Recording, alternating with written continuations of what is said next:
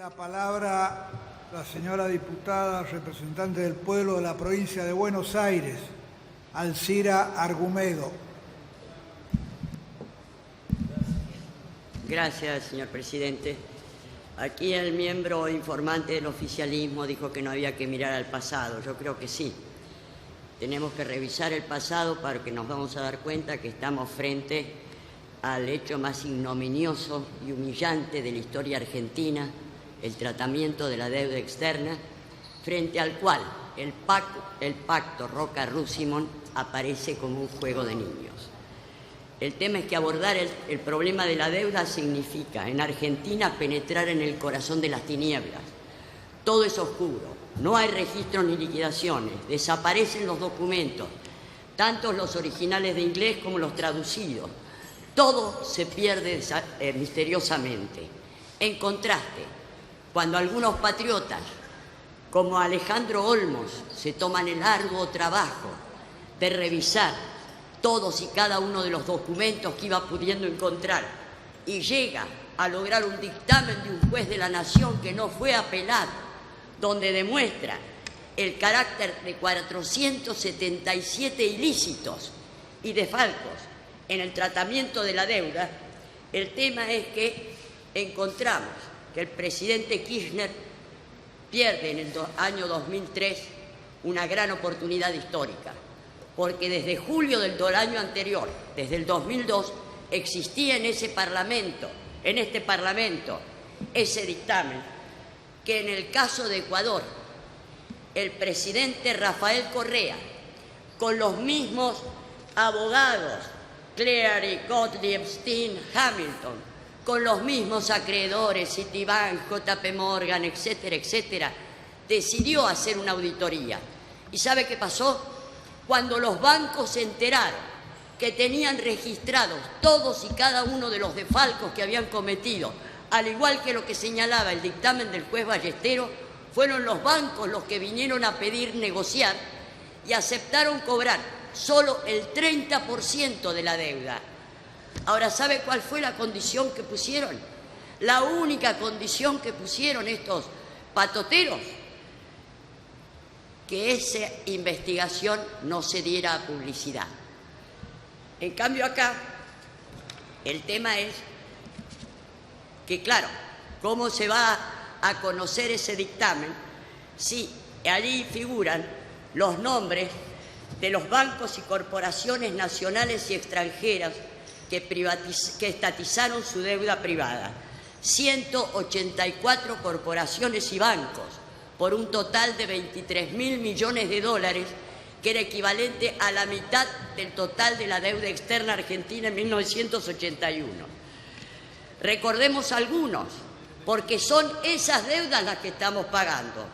Estamos pagando las deudas de estos señores que nos la cargaron al pueblo argentino, entre otros, Shell, Schlumberger, Halliburton, Exxon, Ford, Minera La Lumbrera, Monsanto, y también algunos grupos locales como Loma Negra, Techín o el grupo SOCMA de los Macri. Lo más significativo es que también en esa deuda que estamos pagando figuraba la estatización de la deuda, entre otros, del Citibank, del Deutsche Bank, del Santander, del Morgan, etc. Esto, señores, es la deuda que estamos pagando. El problema que nos encontramos es que en realidad estamos pagando una deuda que no nos pertenece. Estamos pagando un gran desfalco al pueblo argentino. Y el tema fundamental es que para esto el menemismo, en nombre de las banderas de Perón y de Evita, cumplió el papel de hacer la entrega final. ¿Por qué? Porque como el Banco Central no tenía suficiente registro de cuánto se debía, la idea fue designar a un grupo de bancos acreedores encabezados por el Citibank y el JP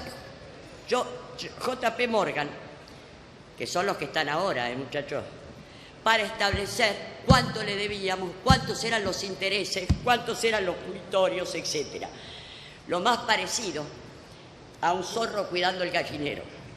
El tema es que el plan financiero de 1992, para instrumentar el Plan Brady fue redactado y confeccionado por el J.P. Morgan, que es ahora también el encargado de ver cuánto le debemos. Y esto inició el aberrante proceso de las privatizaciones y de un saqueo descomunal al pueblo argentino. Además, se pactó la jurisdicción en los tribunales de Nueva York, de Londres, de Frankfurt. Argentina renunció a la defensa de la inmunidad soberana. La magnitud de este saqueo culminó en la crisis del 2001, donde, entre otros detalles, por supuesto, se confiscaron las deudas de los pequeños y medianos ahorristas por el orden de 20.000 millones de dólares, mientras salían cargados hacia Ezeiza camiones llenos de dólares para salvar las cuentas de los grandes ahorristas. En esto estamos. Finalmente vino, en grandes rasgos, sin hablar del megacanje, etcétera, etcétera, el tema del desendeudamiento. Resulta que cuando se declara el default en el 2002, la deuda era de 137.000 millones de dólares. Entre el 2003 y el 2014 se pagaron 190.000 millones de dólares, pero esa deuda de 137.000 millones de dólares, a pesar de haber pagado 190.000 millones de dólares, creció a 220.000 millones de dólares, donde lo nuevo que se establece fue un mecanismo de endeudamiento perverso porque lleva al vaciamiento de las instituciones públicas. Se tomaron fondos del ANSES, del Banco Central, del PAMI, del Banco Nación, para pagar en dólares a los acreedores externos a cambio de bonos en pesos que nunca van a ser cobrados. Y estamos hablando del futuro de los jubilados en este país.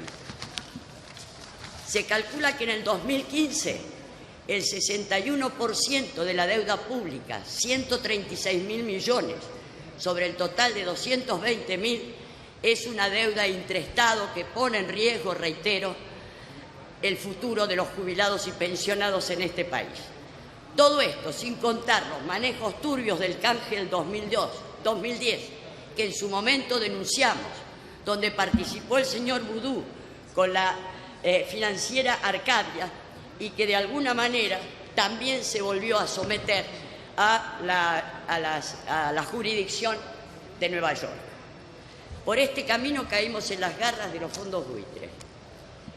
El tema es que ahora, una vez más, estamos en el corazón de las tinieblas, porque según nos informa el ministro de Economía, no está claro cuáles son las deudas en serio que vamos a pagar, cuáles y dónde están los bonistas que tienen flotando por ahí posibilidades de volver a demandar al país para que se lleve adelante.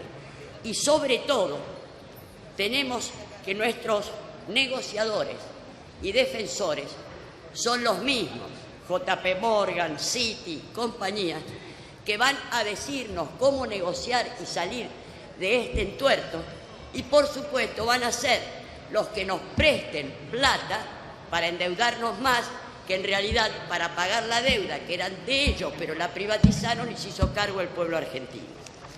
Si vamos directamente al mundo de las tinieblas del presente, no existe una liquidación detallada de los documentos pertinentes que muestren en qué concepto de pago se crece de un punto hacia otro. No existe un registro serio de quiénes son los nuevos deudores o los nuevos acreedores con los que nos vamos a encontrar. Una vez más, como en las mejores épocas de Caballo, vamos a tener que confiar en la buena voluntad de los acreedores, de nuestros abogados y negociadores para saber de qué se trata. Con referencia al 93% de los acreedores, todo indica acá que la única garantía que tenemos es rogar que todos los dioses que anden por ahí nos protejan para que no caigamos en la trampa que algunos están enunciando. Nuevamente, en este caso, la ley otorga al Poder Ejecutivo a firmar todo tipo de acuerdos o convenios sin control del Congreso.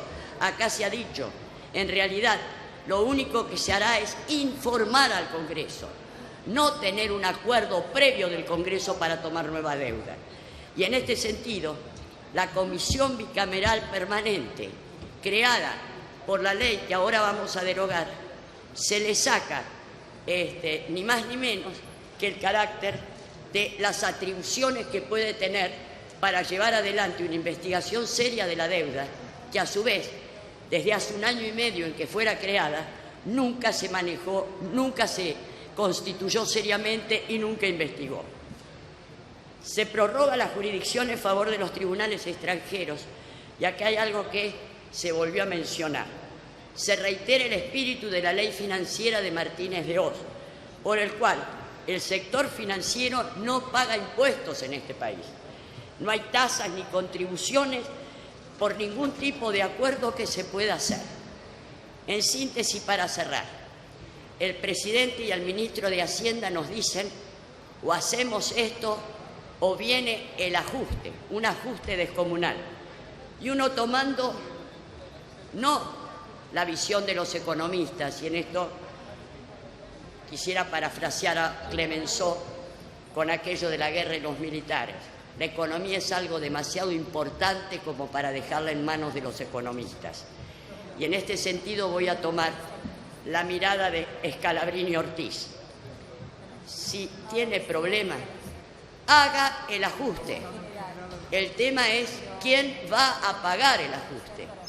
Y con la mirada económica de Scalabrini Ortiz le puedo dar algunas pistas. Por ejemplo, según datos de Wall Street Journal, que prácticamente no es sospechoso, actualmente el Estado, y esto desde mediados del año 14 y hasta la actualidad, como ustedes saben, una de las características internacionales es la drástica baja del valor del barril de petróleo de $111 alrededor de 30 a 35 dólares. ¿Qué hace la Argentina? Es el único país en el mundo que le reconoce a las petroleras, primero, un valor de barril, el barril criollo, de 77 dólares y ahora de 68. Esos son 11.000 millones de dólares. Va a otra parte. Las mineras. En un estudio de 2 geólogos de la Universidad de Tucumán, llegó a la conclusión, al analizar el barro de exportación, que había un contrabando de minera a la lumbrera solamente de 4.000 millones de dólares anuales, porque declaraban, como ustedes saben, esa declaración jurada. Entonces viene, te juro por Dios que exporté tanto, y resulta que juran que exportaron 5, pero en el barro figuran 45 metales, 4.000 millones de dólares. Las retenciones del campo, 2.000 millones de dólares. El tema de los aportes patronales de las grandes corporaciones, que Cavallo bajó al 50%, un equivalente a 4.000 millones de dólares. Ahí tiene el ajuste. Ahí está. El tema es, no sigan engañando más al pueblo argentino. Este es un sistemático saqueo por el cual, si nosotros sacamos cuentas, y se lo hago muy rápidamente, en la deuda se pagaron 450.000 millones de dólares. En 25 años se perdieron por renta petrolera 350.000 millones de dólares, más 200.000 millones de dólares por la privatización y destrucción de YPF, de flota mercante del Estado, flota fluvial, etc. El tema que es, llega un momento que este país tiene que ponerse de pie. Basta de estar de rodillas, porque acá hay una cosa muy significativa, y aquí cierro, disculpen. En una reciente película del general Perón, él explicaba cómo hacen estos poderes para comprar conciencias. Con la compra de los ferrocarriles, al ministro Miguel Miranda le ofrecían 100 millones de dólares en su cuenta personal si él aceptaba un valor de los ferrocarriles de 6.000 millones. Como Miranda, que era un patriota, dijo que no, los ferrocarriles los pagó la Argentina 2.000 millones. Estas son las proporciones de nuestros negociadores. Y por eso, en honor a la memoria de Alejandro Olmos y tantos otros que tuvieron la dignidad de no bajar la cabeza ante estas manipulaciones aberrantes, adelanto mi voto negativo.